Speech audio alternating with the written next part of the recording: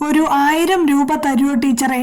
ക്ലാസ്സിലെ ഏറ്റവും ഉഴപ്പനായ കുട്ടി, തന്നെ ബഹുമാനിക്കാത്തവൻ, വല്ലപ്പോഴും മാത്രം ക്ലാസ്സിൽ വരുന്നവൻ, ഇവൻ എന്തിനാണ് എന്നോട് പൈസ ചോദിക്കുന്നത്? കൊടുക്കരുത് ടീച്ചറെ, പിന്നെ ഇവൻ ക്ലാസ്സിലേക്ക് വരില്ല, ടീച്ചർക്ക് പൈസയും കിട്ടില്ല. അവന്റെ ആവശ്യം കേട്ടുകൊണ്ടുവന്ന രാധ ടീച്ചർ പറഞ്ഞു. അവൻ ദയനീയമായി എന്നെ നോക്കി. ഉറപ്പായും തരും ടീച്ചറെ, വേറെ ആരുമില്ല സഹായിക്കാൻ, അവൻ വീണ്ടും അപേക്ഷിച്ചു. എന്തിനാ ഏതിനാന്നൊന്നും ചോദിച്ചില്ല. ഞാൻ ബാഗിൽ നിന്നും പൈസ എടുത്തു കൊടുത്തു.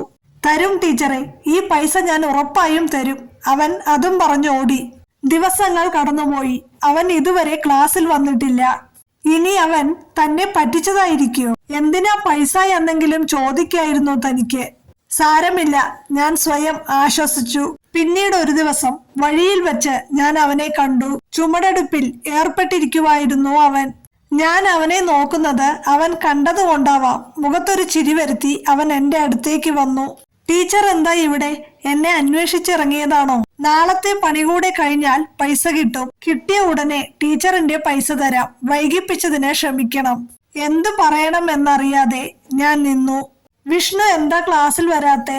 അല്പസമയത്തെ മൗനത്തിനു ശേഷം ഞാൻ ചോദിച്ചു. ഓ, ഇനി വരണില്ല ടീച്ചറെ, വീട്ടിൽ പെങ്ങളൊറ്റയ്ക്ക. അന്ന് അമ്മയ്ക്ക് സുഖമില്ലാത്തോണ്ടാ ടീച്ചറോട് പൈസ വാങ്ങിച്ചത്. പക്ഷേ അമ്മ പോയി. രക്ഷപ്പെടുമെന്ന് പ്രതീക്ഷയൊന്നും ഉണ്ടായില്ല.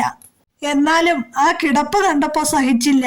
ടീച്ചറെ, അറിയാവുന്നിടത്തൊക്കെ കൈനീട്ടി, പക്ഷെ ആരും സഹായിച്ചില്ല. പിന്നെ ടീച്ചർ തന്ന പൈസയും കൊണ്ട് ആശുപത്രിയിൽ എത്തുമ്പോഴേക്കും പോയി. ഞങ്ങളെ ഒറ്റയ്ക്കാക്കി. പറയുമ്പോൾ അവന്റെ ശബ്ദമിടറി. അവനോട് എന്തു പറയണമെന്നറിയാതെ ഞാൻ നിസ്സഹായിയായി നിന്നു.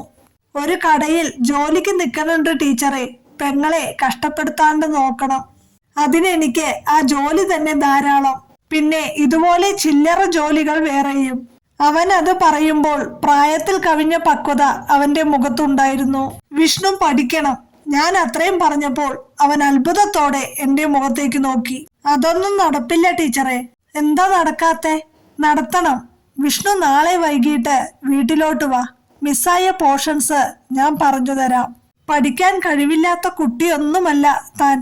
പഠിക്കണം, ഉയർന്ന മാർക്കോടെ തന്നെ പാസ്സാവണം. അത്രയും പറഞ്ഞ് മറുപടിക്ക് കാത്തു നിൽക്കാതെ ഞാൻ തിരിഞ്ഞു നടന്നു. പിറ്റേന്ന് ഞാൻ പറഞ്ഞതുപോലെ അവൻ വീട്ടിലെത്തി. ടീച്ചർ എന്തിനാ എനിക്ക് വേണ്ടി ബുദ്ധിമുട്ടണത്?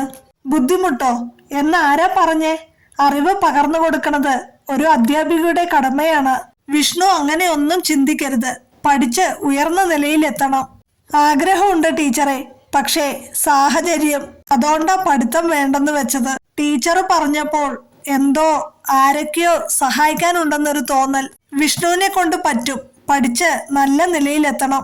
അതായിരിക്കണം എനിക്ക് തരുന്ന ഗുരുദക്ഷിണ. അങ്ങനെ പഠനം ആരംഭിച്ചു. വളരെ പെട്ടെന്ന് തന്നെ അവൻ പാഠഭാഗങ്ങൾ മനസ്സിലാക്കിയെടുത്തു. പരീക്ഷയിൽ മറ്റെല്ലാവരെയും പിന്തള്ളി ഉയർന്ന മാർക്കോടെ തന്നെ അവൻ വിജയിച്ചു. എന്റെ പ്രിയപ്പെട്ട ശിഷ്യനായി മാറി അവൻ. ഞാൻ അവന്റെ പ്രിയപ്പെട്ട ടീച്ചർ അമ്മയും. അങ്ങനെ ഇരിക്കെയാണ് വിദേശത്തുള്ള ഭർത്താവിന്റെ നിർബന്ധപ്രകാരം ഞാനും മക്കളും വിദേശത്തേക്ക് പോകാൻ തീരുമാനിച്ചത്. വിവരം അറിഞ്ഞ് വിഷ്ണു ഓടി വന്നു. ടീച്ചർ അമ്മയും എന്നെ തനിച്ചാക്കി പോവുകയാണോ? പോകാതെ പറ്റില്ല. വിഷ്ണു ഒരിക്കലും തനിച്ചാവില്ല. എന്റെ പ്രാർത്ഥന എപ്പോഴും കൂടെ ഉണ്ടാവും. നന്നായി പഠിക്കണം കേട്ടോ. വേറൊന്നും എനിക്ക് പറയാനുണ്ടായിരുന്നില്ല അവനോട്. ആ കണ്ണുകൾ നിറയുന്നത് ഞാൻ കണ്ടിരുന്നെങ്കിലും അവനോട് പറയാൻ വാക്കുകളില്ലായിരുന്നു.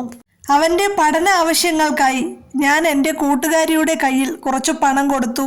അവന്റെ കാര്യങ്ങൾ നോക്കാനും ഏൽപ്പിച്ചു. വർഷങ്ങൾ കടന്നുപോയി. ഭർത്താവിന്റെ വിയോഗം ജീവിതം പാടെ മാറ്റിമറിച്ചു.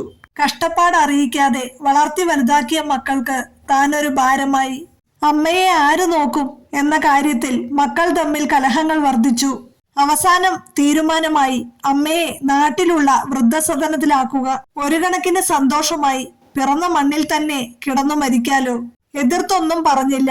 മക്കളുടെ തീരുമാനം അനുസരിച്ചു. വർഷങ്ങൾക്ക് ശേഷം നാട്ടിൽ തിരിച്ചെത്തി. എന്നെപ്പോലെ ഒരുപാട് അമ്മമാരുണ്ടായിരുന്നു അവിടെ. അവർക്കൊക്കെ പറയാൻ ഒരുപാട് കഥകളും.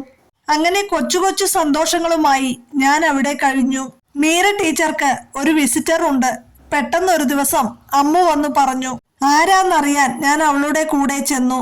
അവിടെ എത്തിയപ്പോൾ ടീച്ചറമ്മേ എന്നൊരു വിളി. നോക്കിയപ്പോഴാണ് എന്റെ വിഷ്ണുമോൻ. വിഷ്ണുമോനെ. ടീച്ചറമ്മയുടെ വിഷ്ണു ഇപ്പോൾ ഡോക്ടർ വിഷ്ണുവാ. സന്തോഷം കൊണ്ടാവണം എന്റെ കണ്ണു നിറഞ്ഞു.